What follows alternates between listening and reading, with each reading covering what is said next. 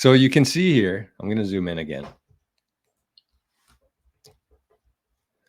You can see here that the fee now is 15 sats per VByte on average. Oh, that was too big. And you can see that this block now has 3,200 transactions in it. And I think the average is about that. So we can expect this block to be mined any minute now. I think the maximum is about 4,000 transactions, but it also depends on how many UTXOs are within those transactions. So I'll zoom out a little bit here. It looks like we're going to have to use RBF on this, which is good. I like that because we're going to actually learn something here. Matt says, great stuff. Thanks for the stream. Of course. Frenchie Montana apparently spent over 30,000 to put his MP3 on Bitcoin. Interesting. I also saw that one of the members of the Wu-Tang Clan was putting their music on the Bitcoin blockchain. So when you think about the Bitcoin blockchain, just think about it all as data. That's all that it is. And every time you go to send a transaction, the more data within your transaction you have, the higher fee you're going to pay to get into that block, because each one of these blocks only has so much space within it. And that's kind of something that over the last, whenever Bitcoin Cash, whenever the block size wars happened, that's what they were fighting over. Bitcoin Cash wanted to increase the block size, which means the blocks can come in faster. They wanted to increase the block size, fit more data into there. But the Bitcoiners said, no, we want to keep this at, I think it's 4 megabytes maximum. And I don't know what the Bitcoin Cash one is, but I think that it was a very good idea to limit the block space, because then you create supply and demand. There's the less blocks there is, the longer it takes for them to get mined, or the less space there is on there, and everything moves in a much more efficient way.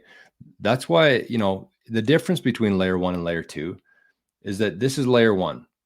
This is Bitcoin. It's more expensive to use, but it's much more secure. It's a little bit slower, obviously. We've already been here for about 10 minutes now. But this is what you get. You get a transaction that gets broadcast out to every single person running a Bitcoin node. It's immutable. And so I think that this is what's going to replace bank wires in the future, because this is essentially what a bank wire is, except in this case, you don't have to check with the bank. You don't need the other person's routing number.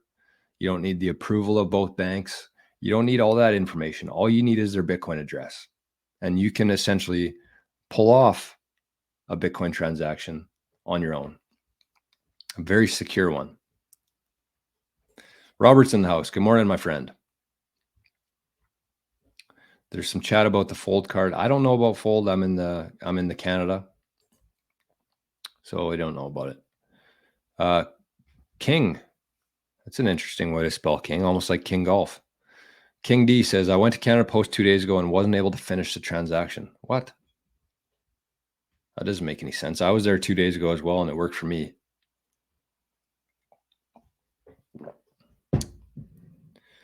So Crypto Heathen says, how do you know when your transaction was accepted and confirmed? So there's a couple ways to once it's confirmed, this transaction here will change. It'll say that it has been the block that it's in, what time it happened. That'll all get put into a timestamp and included on here, but it hasn't been picked up yet. It looks like this is taking a while. So you can see here that this is kind of one of the things about Bitcoin is most people know that it's every 10 minutes a new block is mined, but we can see here that it's not every 10 minutes. That's the average of it. So we went from 49 minutes ago to 29 minutes ago, and these 3 blocks here were within 3 minutes, but it's been 18 minutes since the last block.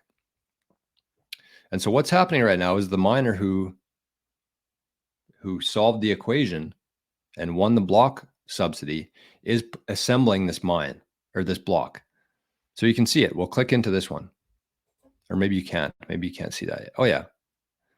So this is the next block. You can see the miner here is assembling this next block.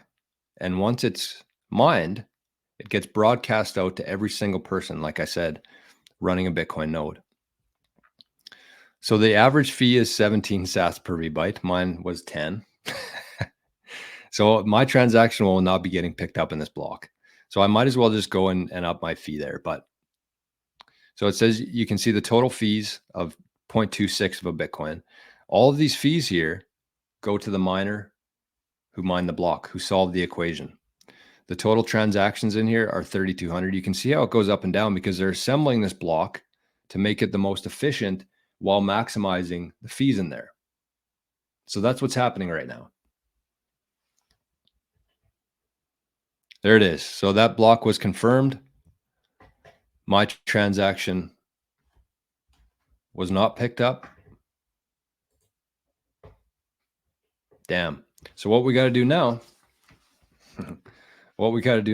is we got to go back to Sparrow and we got to increase our fee. Or we can wait. I'm going to maybe just see what, no, I'm not.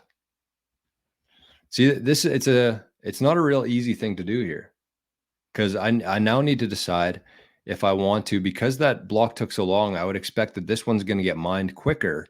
And we can see here that the fee, oh, you can't see it. Uh-oh, what did I do here?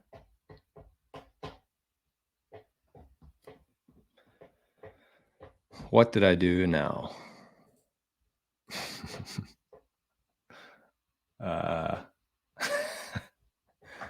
Okay, here we go.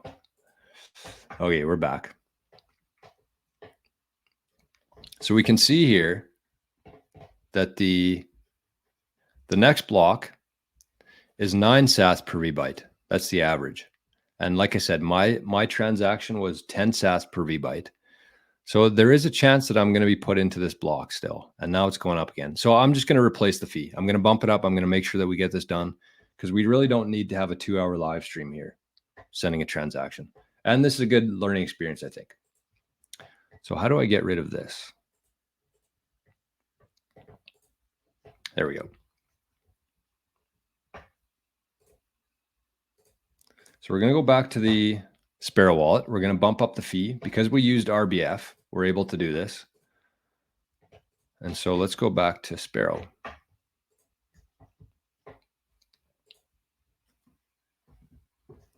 So now what we're going to do is I'm going to go back to this transaction. So you can see here that that was not picked up by the block. None of my pieces of the pie have been filled in. So I'm going to go to this transaction. I'm going to bump up the fee. I'm going to put it to, I'm going to spend some more sats here, but I want to make sure that this gets put into the next block. So I'm going to bump up this fee to be 13 point, we'll go 14. I'm spending 2,500 sats here to do this. So this is the RBF feature. You can see here at the top, it says consolidation replaced by fee. So they know that I'm bumping up the fee here. So I'm going to create it. I'm going to finalize it. I'm going to sign it. And I'm going to broadcast it. So now let's see what happens. Rick says, I'm definitely going to rewatch this. That's the reason why I wanted to do this today, actually, is because it's fun and exciting to see it live. But I do think that there's going to be a lot of people, once they see this, once they see how the whole thing works here. Actually, I shouldn't be talking too much. I need to get back to the mempool.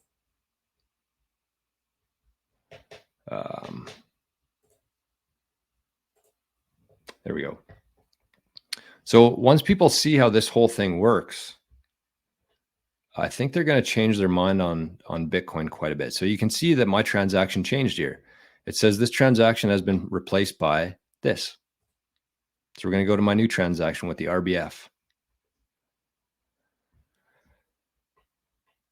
And you can see my RBF history. I went from 10 sats per VByte 19 minutes ago to 14 sats per VByte 1 minute ago. Okay, so we're back. I think we're going to be okay here. Keep your fingers crossed, keep your toes crossed, and let's hope for the best here. But as Rick says, I'm definitely going to rewatch this. So it is fun. It's exciting to watch this live, but I wanted to make a really good resource for people for the future when they actually go to send a transaction, because what I want to be, and one thing I've always done from the start of the show is talked about the best in every category. So that means with exchanges, Bull Bitcoin, with wallets, Sparrow, with devices, Cold Card. And in your Bitcoin journey, you're going to run into a bunch of different things. You're going to hear about this new wallet, this new exchange offering this device that does this, and you're going to be led down all these different roads into different altcoins too. But we just have to keep it simple. We have to stick to what works and just do that until it doesn't work anymore. So once if you're getting serious about Bitcoin, I want you to download the Sparrow wallet.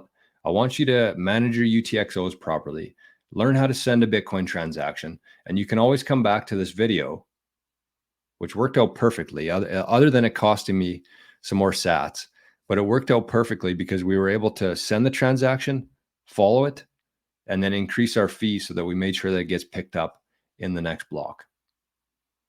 So hopefully this works.